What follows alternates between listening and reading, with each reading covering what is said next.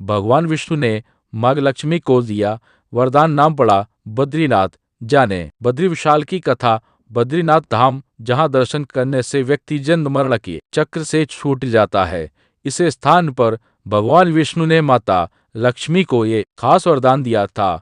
आज भी यहाँ भगवान विष्णु के साथ साथ माता लक्ष्मी की पूजा की जाती है।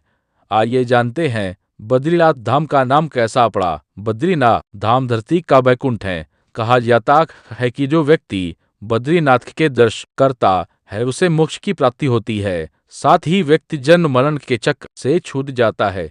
बद्रीनाथ भगवान विष्णु का धाम है, लेकिन क्या आप जानते हैं बद्रीनाथ का नाम भगवान विष्णु के नाम पर नहीं बल्कि माता लक्ष्मी के नाम पर पड़ा है। इस स्थान का कितना महत्व क्यों है, क्या आप यह जानते हैं कि इस स्थान पर सिर्फ भगवान विष्णु की ही नहीं बल्कि माता लक्ष्मी की भी पूजा की जाती है।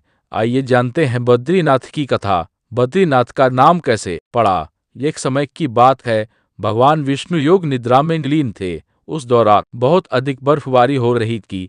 भगवान विष्णु लगातार ध्यान में लीन होने के कारण बर्फबारी में ढकते जा रहे थे। वह बर्फ से पूरे ढक गए थे। उनकी ऐसी इच्छा देखकर मां लक्ष्मी को बहुत दुख हुआ तथा माता लक्ष्मी भगवान विष्णु के पास पहुंची और उन्होंने बेर पेड़ का रूप ले लिया, जिसका नाम बद्री था। माता लक्ष्मी इसकी स्वरूप में वर्षों तक भगवान विष्णु की रक्षा करती रहीं और उनके साथ कठोर तप करती रहीं। जब भगवान विष्णु ध्यान से बाहर आए और उन्होंने अपनी आंख खोली तो देखा कि वहां माता लक्ष्मी बद्री वृक्ष के रूप में विराजमान हैं और वह पूरी तरह से बर्फ से ढक चुकी हैं। यह देखकर भगवान विष्णु बहुत प्रसन्न हुए और उन्होंने माता लक्ष्मी से कहा, तुमने मेरी रक्षा की है और मेरा साधना को पूर्ण होने में एक मदद की है, इसलिए आज से यह स्थान बद्रीनाथ के नाम से जाना जाएगा। साथ ही इस धाम में मेरे साथ साथ तुम्हारी पूजा भी की जाएगी। इस स्थान पर जहाँ भगवान विष्णु ने तप किया वहाँ पर आज भी कुंड मौजूद है।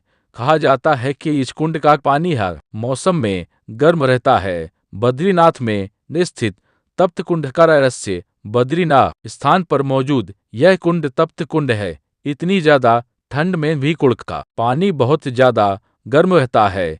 कई पौराणिक कथाओं और मान्यता है अनुसार भगवान विष्णु ने अग्निदेव को वरदान दिया ताकि वे स्थायी रूप से इस कुंड में निवास करेंगे। फिलहाल इस कुंड में बद्रीनाथ दर्शन करने के लिए पहुंचे श्रद्धालु इस कुंड में